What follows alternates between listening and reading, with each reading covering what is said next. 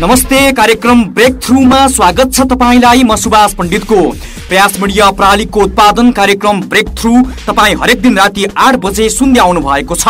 आजको श्रृंखलामा हामीले सन् 1815 को असमान सुगौली सन्धिले दुखाएको नेपाली घाउ सम्बन्धी विषय लिएर आएका छौं।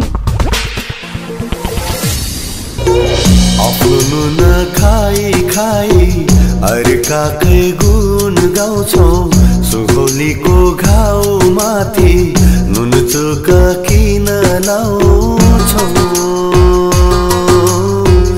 आफ्नो नुन खाई खाई अर्काकै गुण गाउँछौं, सुगौलीको घाउ। नेपालको आधा भूभाग खोसिएको असमान र लुट सन्धि सुगौली सन्धि भएको झण्डै 200 वर्षको सेरोफेरोमा हामी पुगेका छौं। एउटा सुन्दर स्वाधीन भूखण्डको मुटुलाई काट्ने गरी गरिएको सुगौली सन्धिको घाउ सच्चा स्वाभिमानी नेपालीहरूको छातीमा अझै पनि निको भएको छैन। सन् 1815 अघिसम्म श्री 5 पृथ्वीनारायण शाहले नेपाल जोगाउने अभियान अन्तर्गत थालेको ग्रेटर नेपालको क्षेत्रफल अर्थात् भनौं सुगौली सन्धिको छुराले काट्नु अघि नेपालको 2,04,917 वर्ग किलोमिटर रहेको थियो।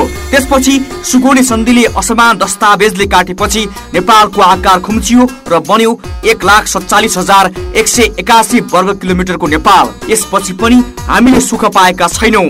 नेपाल आमा धरतीले आफ्ना दक्षिणी सीमाहरू खुम्चिएको हेर्नु परेको छ। अहिलेसम्म 14,000 हेक्टर क्षेत्रफल सुस्तामा मात्र लुटिएको छ। नवलपरासीको सुस्ता गाउँ विकास समिति नै विस्तारवादी भारतले खाएको छ भने तराईका विभिन्न भूभागहरूमा सीमा अतिक्रमण गरी नेपाली भूमिलाई अझै खुम्चाइरहेको छ। तर नेपाली शासकहरूले खासै यो बारेमा मतलब गरेको पाइएको छैन।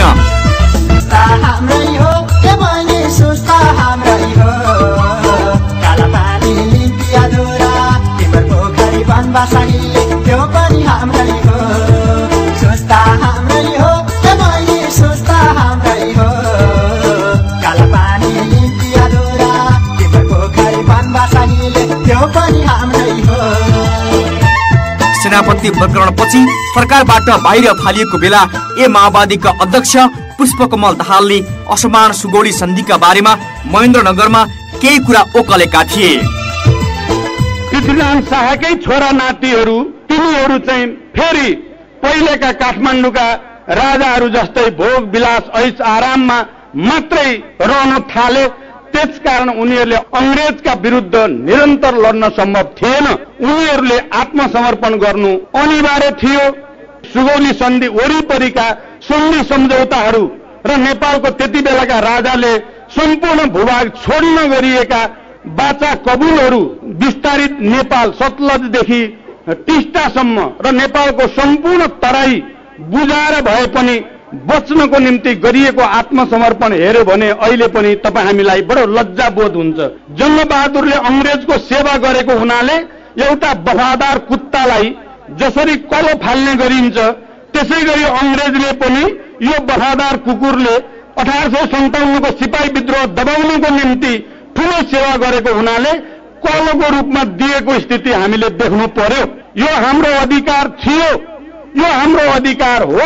तर हाम्रो अधिकार हाम्रो स्वाधीनता, हाम्रो स्वाभिमान, हाम्रो आत्मसम्मान बचाएर हामीले लिने या दुश्मनको अगाडि घुँडा टेकेर आत्मसमर्पण गरेर उसको निम्ति काम गरेर लिने सवाल भिन्न छ। हो, अहिले हिन्दुस्तानबाट अंग्रेज गइसकेको छ। अंग्रेजको पालामा जुन परिस्थिति थियो त्यो परिस्थिति न हिन्दुस्तानमा छ। अंग्रेजको पालामा जे परिस्थिति त्यति बेला नेपालमा जङ्गबहादुरको समयमा थियो त्यो परिस्थिति न अब अहिले नेपालमा छ। तर फेरि पनि अंग्रेजका पालाका सन्धि सम्झौताहरू किन कायम छन्? प्रत्येक नेपालीहरूले आज सोच्नुपर्ने बेला आएको छ। अंग्रेज भारतबाट गइसकेपछि पनि अंग्रेजसँग भएका असमान सन्धि सम्झौताहरू अहिले पनि किन क्रियाशील छन्? यो एउटा प्रश्न सम्पूर्ण देशभक्त नेपालीहरूले सोच्नुपर्ने प्रश्न बनेको छ। भारतभन्दा पहिला नेपाली नेता बनाउँदाहरूले नै भारतले नेपालको भूमि मिचेको छैन भनेर प्रष्टीकरण दिन तयार हुन्छन्। यस्ता नेताद्वारा हामी शोषित बनेका छौं। नेपाली भारतको हेपा र मिचा प्रवृत्तिमाथि चु गर्ने आँट यहाँका शासकहरूमा छैन। टिस्टा सतपाको कुरा त छोडौं, सुस्ता र कालापानीकै मात्रै कुरा गरौँ नि त। 310 स्क्वायर किलोमिटर त कालापानीमै मिचिएको छ। सुस्तामा करिब 14,000 हेक्टर मिचिसक्यो र मेरो रेकर्डमा चाहिँ 1,300 वर्ग किलोमिटर जमिन चाहिँ हाम्रो क्षेत्रफलमा घटेको छ। तर नेपालको संविधानले नेपालको 1 इन्च जमिन पनि कसैलाई दिने अधिकार दिएको छैन भने त्यो जमिन कसरी गुम्यो त? कुन पार्टीले कुरा उठायो त? कालापानीबाट सेना हटाउँछु भारतको, सुस्ता फिर्ता ल्याउँछु, राष्ट्रिय स्वार्थका कुरा नगरिकन राष्ट्रियताका कुरा गर्ने। असमान सुगौली सन्धिपछि मनोवैज्ञानिक रूपमा पराजित बनेको नेपाली मानसिकताको निरन्तरता आज पनि जारी छ। विराटले हडपेको नेपालको झण्डै 57,736 वर्ग किलोमिटर भूमि बिना लगानी, बिना तरिका, बिना नियम भारतले बेलायतको अपुतालिका रूपमा खाइरहेको छ। ती क्षेत्रमा बगाएको नेपाली रगतका टाटाहरू अझै पनि यथावत छन्। हाम्रा पुर्खाले टेकेका पदचापहरू अझै पनि टिस्टा र कागडाहरूमा ताजा छन्। हाम्रो भूमिमा अझै पनि नेपाली पन्छ गोर्खालीका सन्तानहरू त्यहाँ बाँचिरहेका छन्, नेपाली पहिचान दिएर हाम्रो विरासतलाई बोकेर।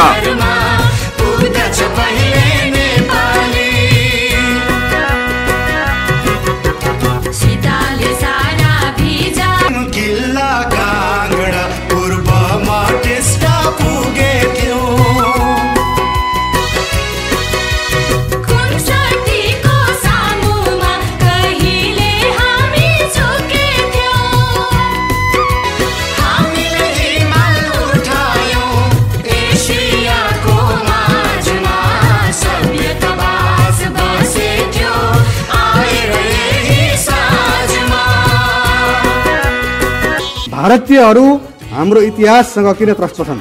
पश्चिममा किल्ला काङ्गडा, पूर्वमा टिस्टा पुगेथ्यौँ भनेपछि त पुगेथ्यौँ भनेपछि अब के भयो त भनेर त उत्सुकता हुने पनि त मान्छेहरूमा।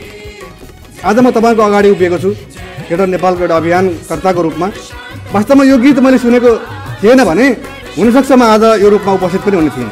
त्यसकारण गीतको अथवा चाहिँ हाम्रो इतिहासको यो महत्त्वलाई विस्थापित गर्ने जुन दुष्प्रयास भारतीय नेतृत्वबाट हुँदै आएको छ, अब यसबाट पनि तपाईँ हामीले के बुझ्नुपर्छ भने यो विषय अत्यन्त महत्त्वपूर्ण हो। भारतीयहरू हाम्रो इतिहाससँग डराइरहेका छन्। विषय निकै महत्त्वपूर्ण छ। नेपाली पुर्खाको रगतले आर्जित भूमि नेपालले फिर्ता पाउनु पर्दछ। यही अभियानमा छन् ग्रेटर नेपालका अभियन्ता फणीन्द्र नेपाल पनि। दक्षिणतर्फ ब्रिटिस साम्राज्य विस्तार भइरहेको अवस्थामा गोर्खाका राजाले 50 भन्दा बढी गुरे टाकुरे राज्यहरूमा विभाजित मुलुकलाई एकीकरण अभियान सुरु गरेर उनका सन्तानहरूले त्यो अभियानलाई अगाडि बढाएर पूर्वमा टिस्टादेखि पश्चिममा सतलज तथा दक्षिणमा गंगा किनारसम्म विशाल नेपाल बनाए, जसलाई ब्रिटिसहरूले नै ग्रेटर नेपालको नाम दिएका थिए। ब्रिटिसको स्वार्थ र कुटिल राजनीतिलाई आत्मसात गर्न नसक्दा नेपालले उसको विशाल शक्तिसँग लगभग 1.5 वर्ष युद्ध गर्यो र सुगौली सन्धि मार्फत 1/3 भूभाग गुमायो। ती गुमाइएका भूभाग हाल भारतमा रहेका छन्। ब्रिटिस सरकारले भारतलाई किन त्यो भूभाग छाड्यो? किन नेपाललाई फिर्ता गरेन? के ती भूभाग नेपालले फिर्ता लिने कानुनी आधार अझै पनि जीवित छ त? के सुगौली सन्धिले गुमाएको भूभाग नेपालले फिर्ता पाउन सक्छ र लिन पाउँछ? त्यसका लागि के गर्न सकिन्छ र कसरी गर्ने त्यो पहल?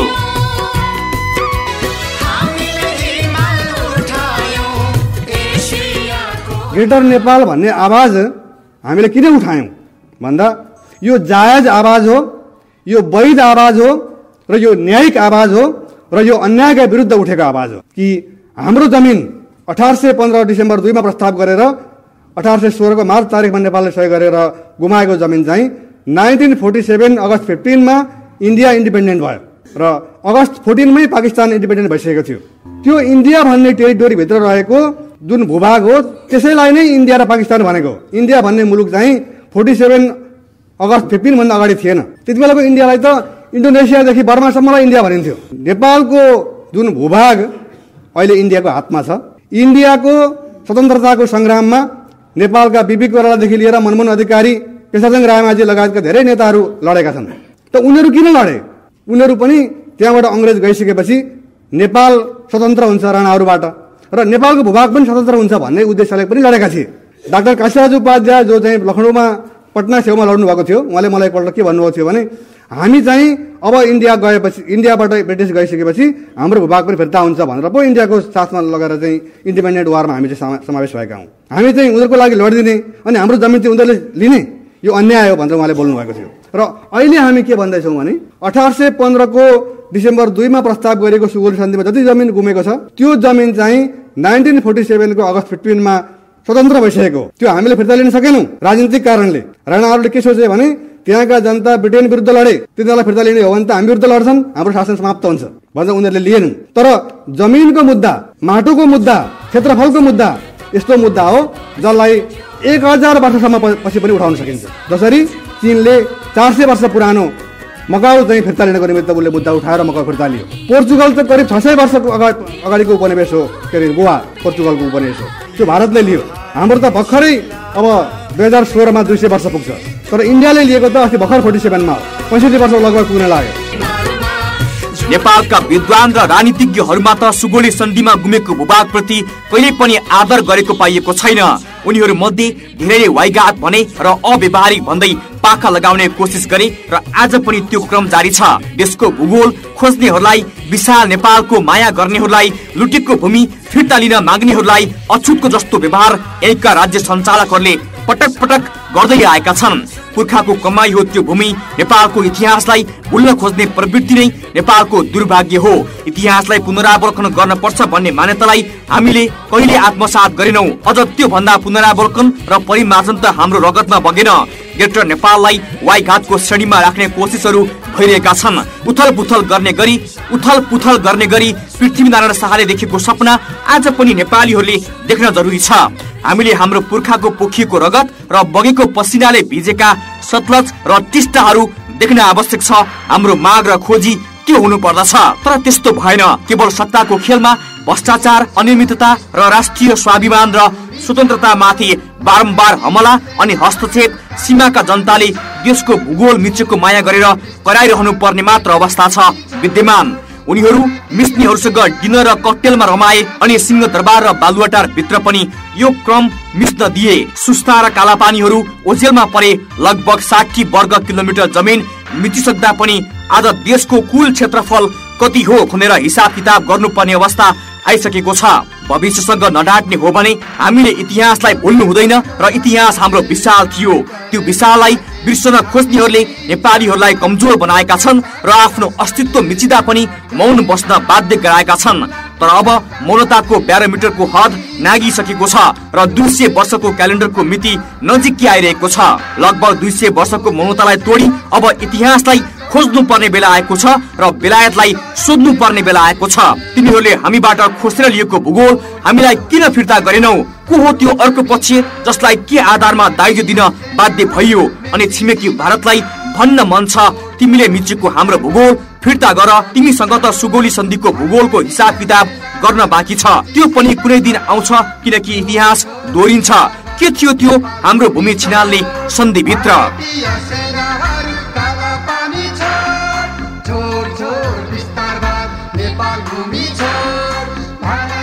ग्रेटर नेपाल अभियानसँग भारत सुरुदेखि नै त्रस्त छ।